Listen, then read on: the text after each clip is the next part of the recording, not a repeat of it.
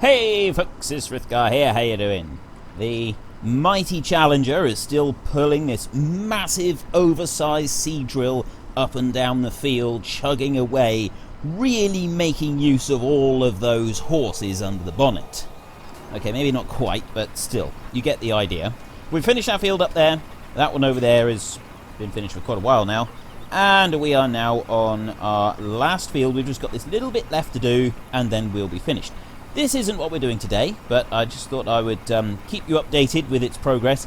It is a little slow. We are going to be upgrading our seed drill before the next harvest. That much, before the next planting, I should say.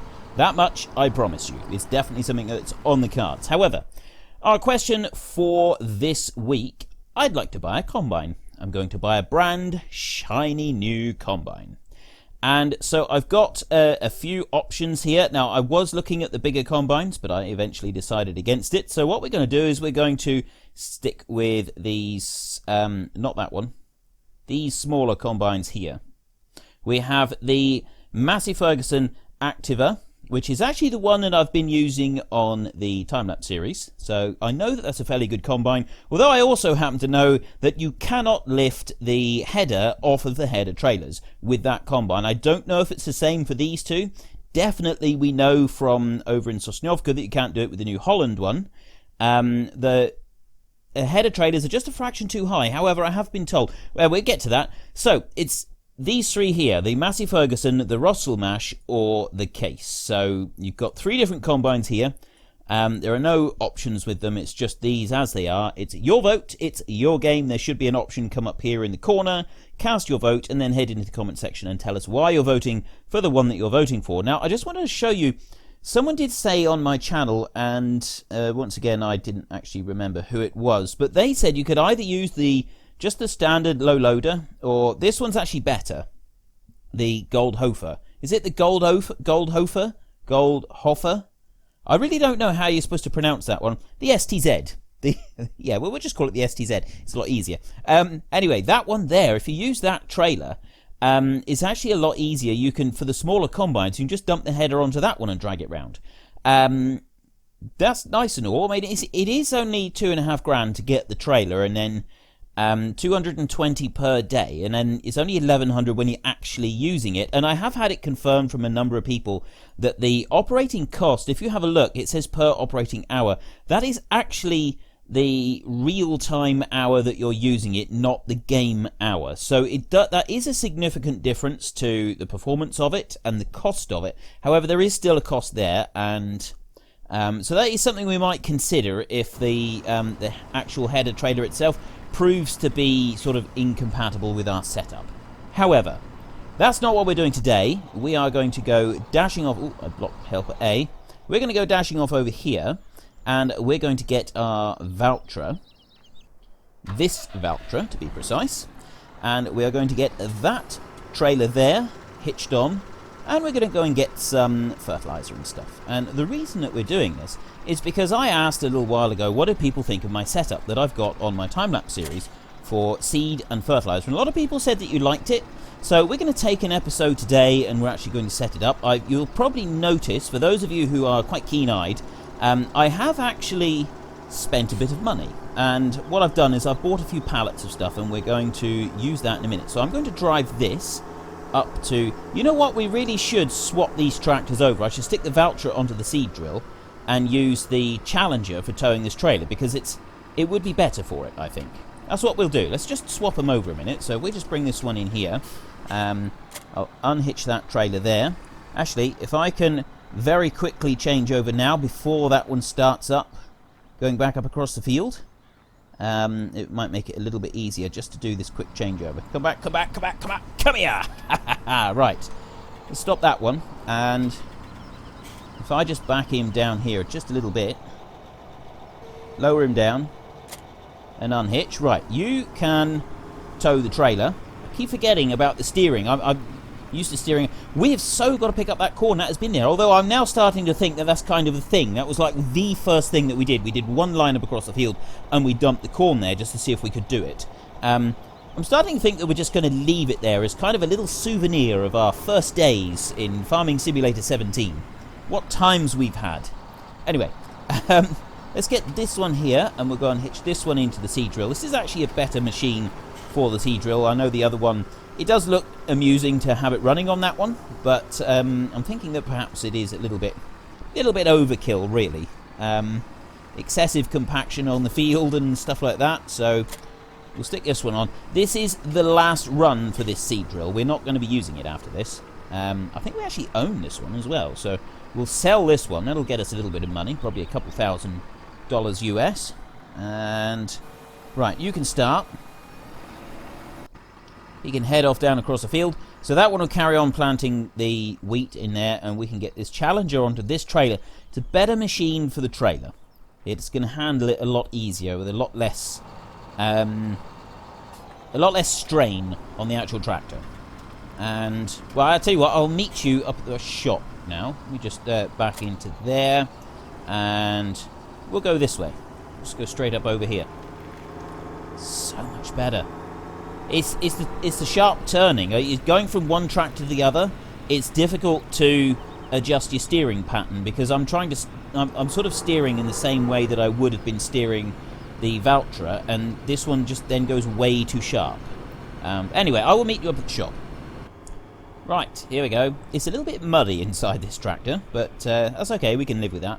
And we're going to do the seed first. Now, what I've done is I have bought 20 pallets of seed, and I've bought 10 pallets of fertilizer, mainly because the seed is $900 per pallet, and the fertilizer is $1,600 per pallet, so I thought I would go a little bit easy on that, because we do have these two big items that we need to buy, which is the field and the combine. We can always come back and get a bit more of that later on. Now, you might remember me doing this in my time-lapse series, and what I've done is I've bought them all, and when you buy them, it leaves them all in a neat, tidy, long line, which is absolutely fantastic. But it does get a little bit slow when you're trying to pick them all up and put them into the trailer. Now, I did this with a telescopic handler, which is really, really easy. I'm quite used to driving those, as many of you know by now, having spent so many years driving the things. So many thousands of hours have been put into operating them. Loader tractors I'm not so fond of. However, it does just reach high enough, and you can put the two on, just like that. So we put those on, and then we get a little bit in the bottom of the trailer. Now, that trailer has got a capacity of over 40,000 litres. So we should be able to put all 20 of these in without any trouble whatsoever, as each pallet is 1,000 litres. So yeah, but by squeezing them up, you can put two in together. Now, I've got to be honest, in real life, I have never encountered bags in metal frames like this. Now, I'm sure they do exist. I'm absolutely certain that they must exist, because they wouldn't just sort of invent this thing from nowhere.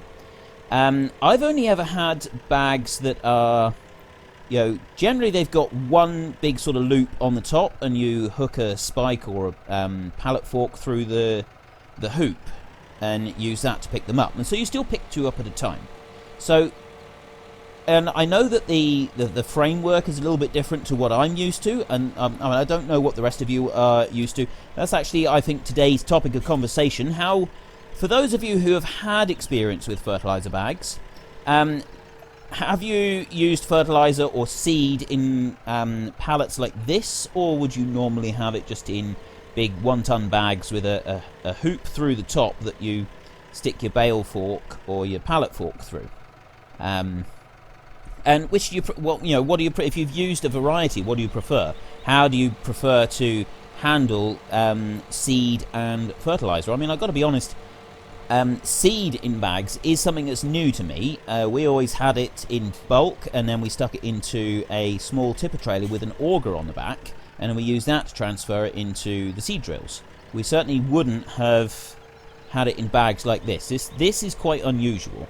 And then many, many years ago, my grandfather, and my father actually, they would have, on their farms, they wouldn't have used big bags at all. Their seed would have been in small bags, but their seed drills were a lot smaller, and they would just move the bags by hand. So, yeah, everybody does things differently, so let me know how you've been doing things. Right, Helper C has completed their task.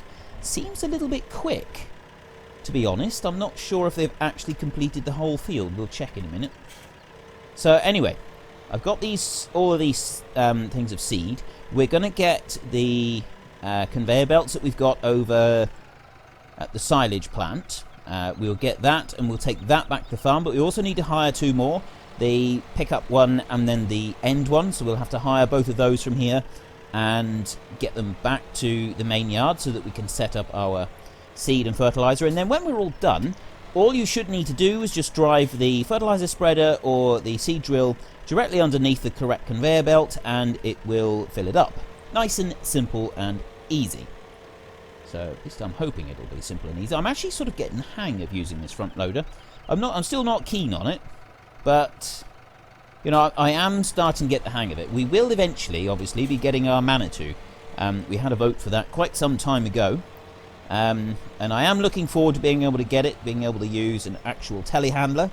And that's another thing, because we've been talking lately about, do we... Careful, there we go.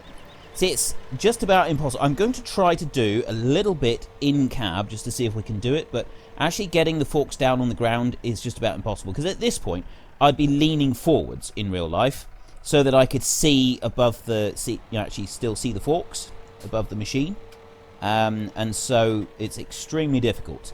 When it comes to lowering the forks in front, trying to use pallet forks on a front loader, probably one of the most frustrating things I've ever done in real life.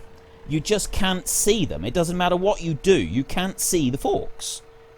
So yeah, I mean, how do you line up and get the forks in the right position?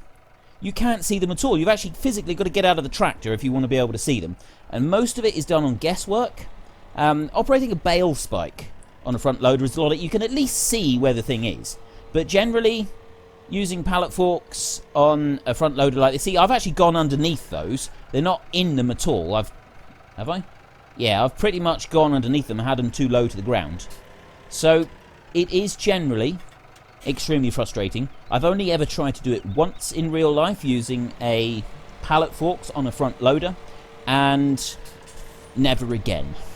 That tried my patience no end, and I often have enough patience to do some things. I mean, many of you probably know by now that I am a fairly patient sort of person.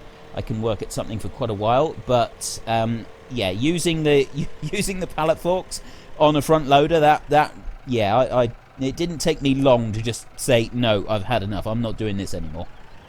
We got one more, and then we can head back to the yard, and we'll be leaving the Steyr up here for now. We'll be using that one in a little while. We'll use that one to take back. Actually, no, we won't. We get the Voucher. The Voucher is a faster machine. We'll pull one back with this Steyr, and then we'll use the Voucher to pull the final one back. No, we won't. We can use the truck, can't we? We've only got to get 2 from here, and we can use the pickup truck to do that. And then we'll get the Voucher to nip over and get one of the ones from the biogas plant, and the pickup can get the other one. Sorted. Right, anyway, let's take this back, turn the tractor off, and leap into this bad boy. Right. For some reason that I have not yet been able to figure out, once you decant it from your bags into a trailer, you always end up with 1 litre less. It doesn't matter how many pallets you put in. We've put in 20 pallets this time.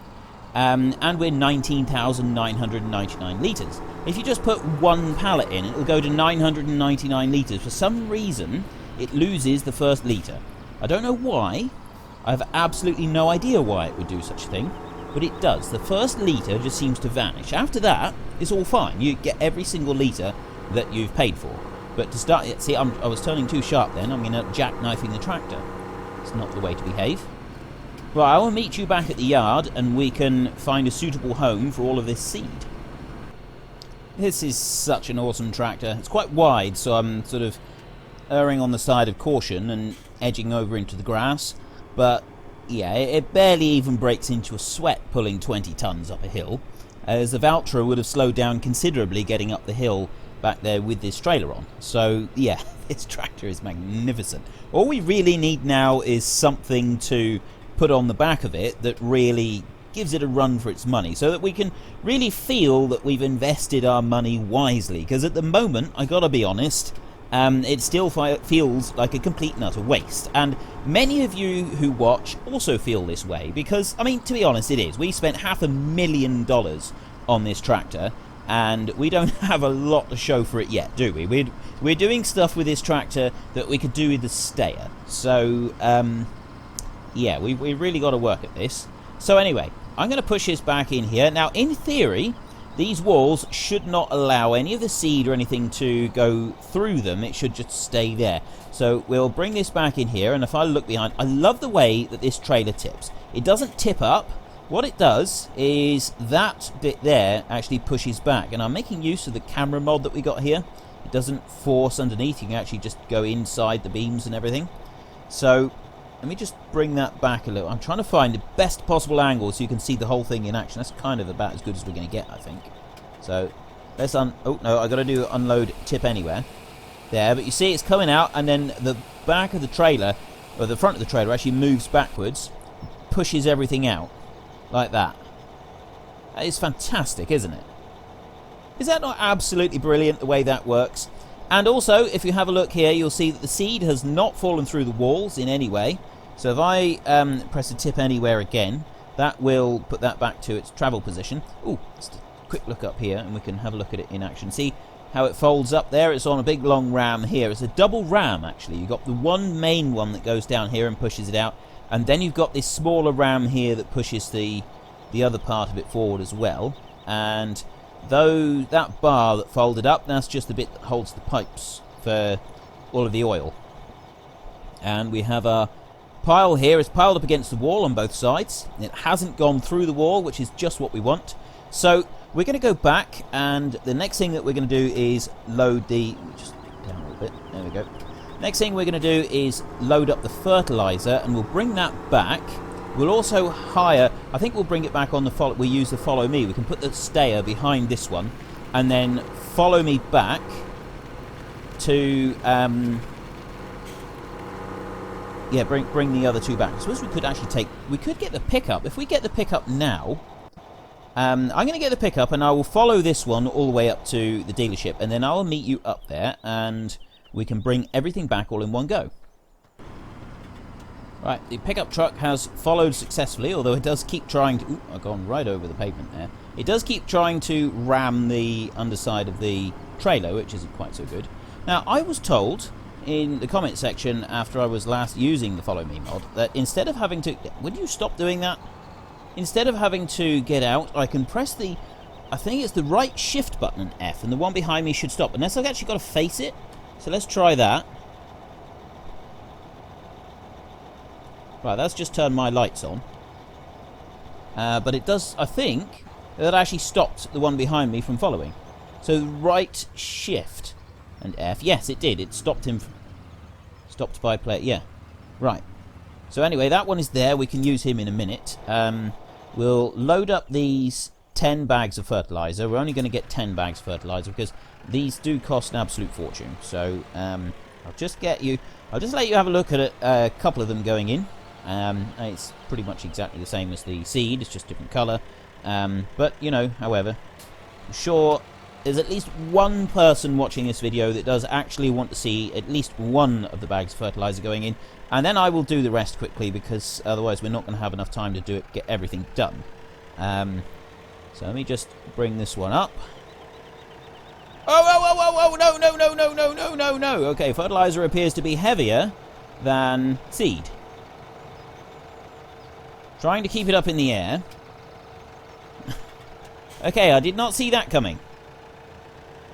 Let me lift it right up there. Once it's up high enough, I think it's because... Yeah, look at that. Right, that was not quite so successful. Is it really actually heavier than seed? I did not see that coming. I genuinely did not see that coming. I wouldn't have thought it would be heavier. I'm assuming it's just because of the way that I picked it up that time. Alright, let's just try that again. That one seems to be okay. Might also be because I was stopping there, and then if I accelerate a bit... Okay, this is not the way to behave.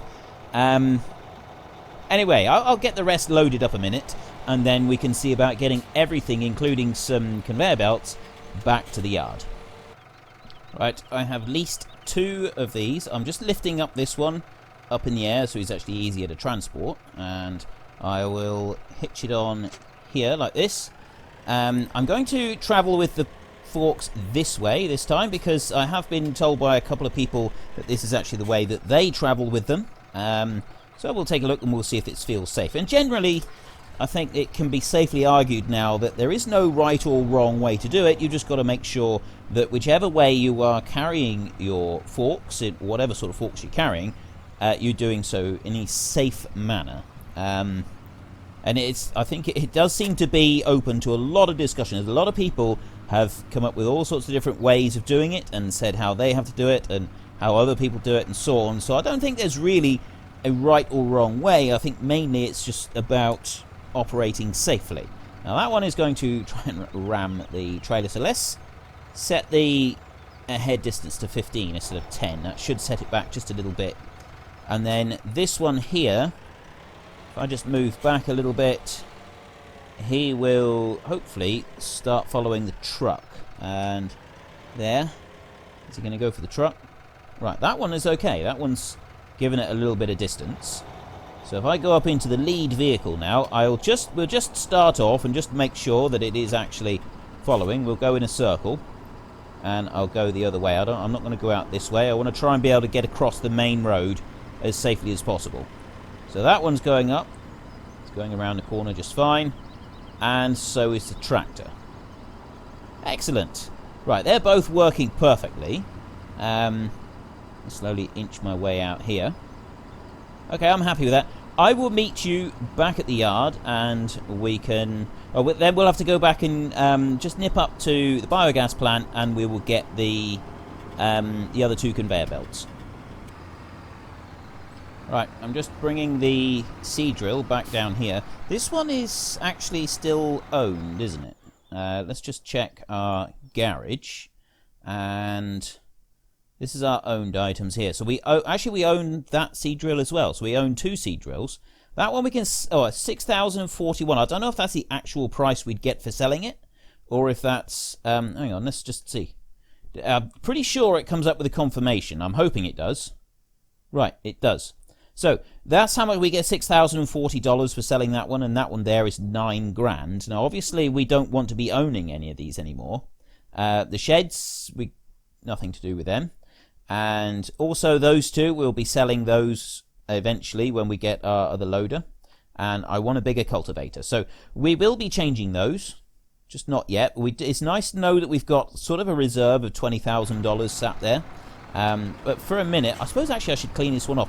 I was just thinking, I'm running out of time. So really what I'll do is we'll get the conveyor belts back here today.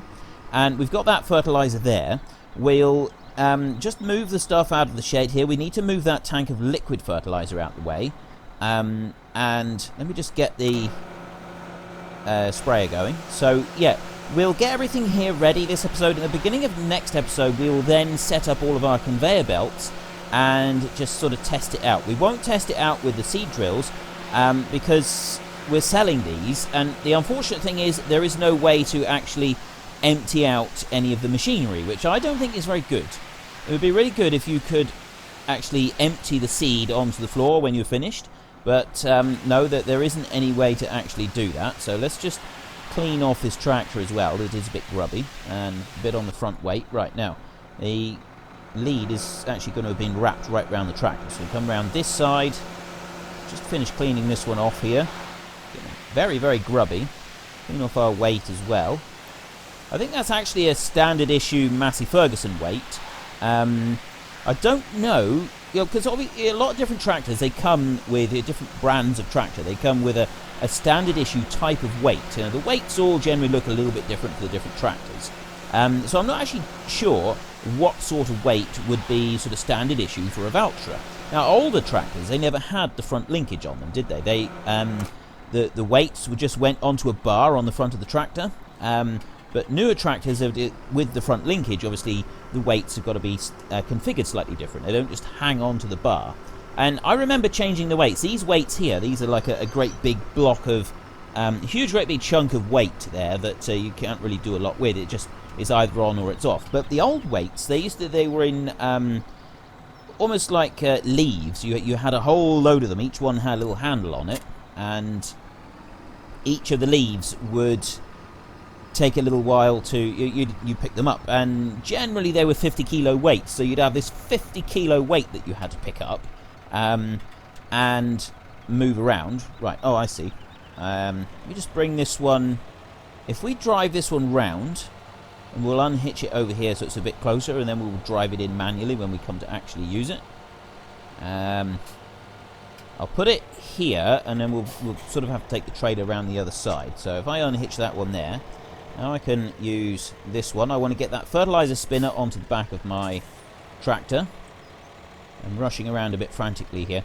Getting the conveyor belts isn't anything particularly interesting, so I will do that in between the 2 episodes. I will go and get the conveyor belts up at the biogas plant that we've left up there, just the same 2 as these, and I will bring them back down here before the start of the next episode.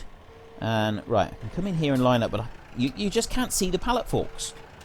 I'm assuming that there must be a way, like a front camera or something like that, so that you can comfortably use pallet forks. Because if you had like a little camera, here, look, if you had a little camera mounted somewhere on the front, or even on the front of the loader, just behind where the pallet forks are, you could at least then get like a reference point to line your pallet forks up, so that you could use the thing easily and efficiently. But as it is, being able to set your pallet forks straight the way that they're on the machine at the moment is practically impossible.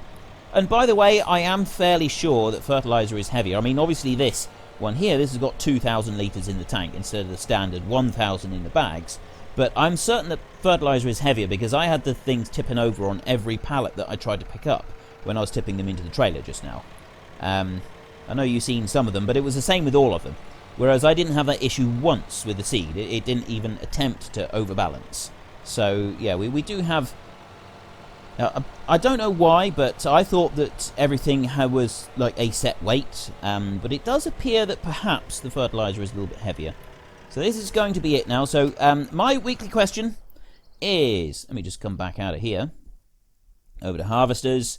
Right, I want to buy a new combine. It's going to be one of these 3 here. It's going to be the Massey Ferguson, it's going to be the Rostselmash, or it's going to be the Case. It is your vote, it's your game. Mouse over the corner up here, and click on the white circle with the eye in the middle, and you'll be able to cast your vote, and head into the comment section, and let us know why you're voting for the one that you're voting for. See if you can't persuade other people to vote for the same one that you're voting for. I know that some people have actually managed to swing the vote in their favour by arguing in favour of what they wanted. Didn't go... There was one vote, I think. It was pretty close, and I think that after a few people started going into the comment section and saying what they wanted, it did actually change the final result of the vote. So it can happen. It doesn't happen very often, but it can happen. It is possible. Right, that's all the fertilizer in the trailer, and we will tip that out in the next episode. If you've enjoyed this episode, then please head down below and give me a like. And if you really enjoyed it, please tell your friends all about me. Get them to come and watch as well. That would be awesome. Let's just go in here. I'll turn that one off for now. He can wait. I am going to go and get those other conveyor belts. And then in the next episode, we can get everything all set up in that shed. And we can test it out just by loading up the fertilizer spreader before we do anything else. Until next time, thank you very much for watching. This is Frithgar. Goodbye, and see you later.